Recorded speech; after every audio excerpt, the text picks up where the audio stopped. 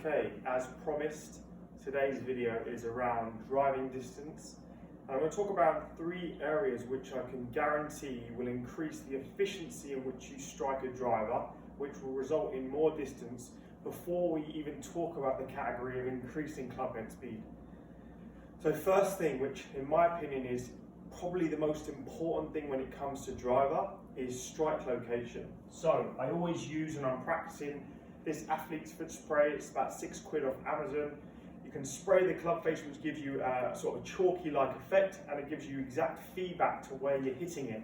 Where we want to be looking for optimum performance with a driver is slightly on the high side, in the middle, or if you're a slicer, you can be biased towards the toe.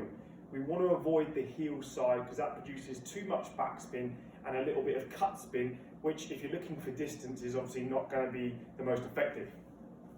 The second thing which I see, which is really, really important, is in the setup, okay? And with the driver, people read that, with the driver, the ball position needs to be more forward, and that's simply all they change. But there's a couple of reasons for that, and it's important to understand why it's so important. So, as we move the ball forward, we're doing that for 2 reasons. We're doing it to hit the ball later in the arc, to promote a more upward angle of attack, and secondly, we're doing it to give that club face a little bit more time to square up and reach the effective point of the low point, where an iron would hit it a little bit earlier because we want to hit more down. Now, what I see all of the time when people move the ball from sort of a central iron position to a forward position with a driver is they move the top half of the body over to the ball, promoting a shoulder alignment which is way open or to the left. And what I see here is people who then start coming over and swinging on the line of the shoulders and actually start to hit him down in the driver, resulting in skies, slices, or low pulls. So it's really important that we understand what we need to do to counteract that. So if the ball's in the middle of my stance, like a 7-iron, and then I move it forward, naturally my shoulders want to open.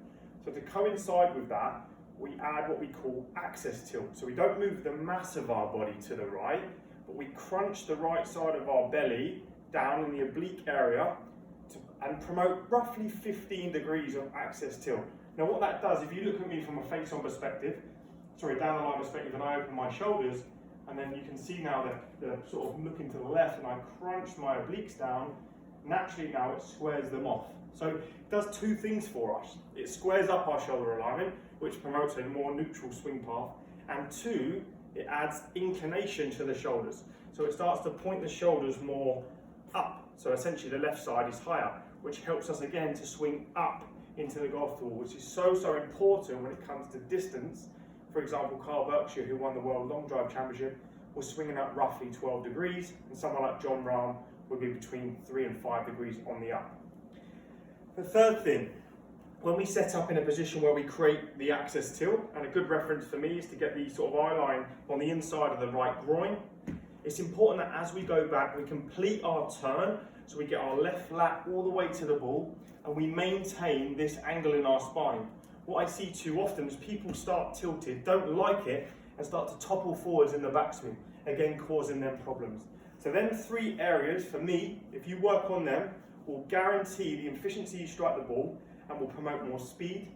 When you get that efficient and repeatable, we then look at swinging faster.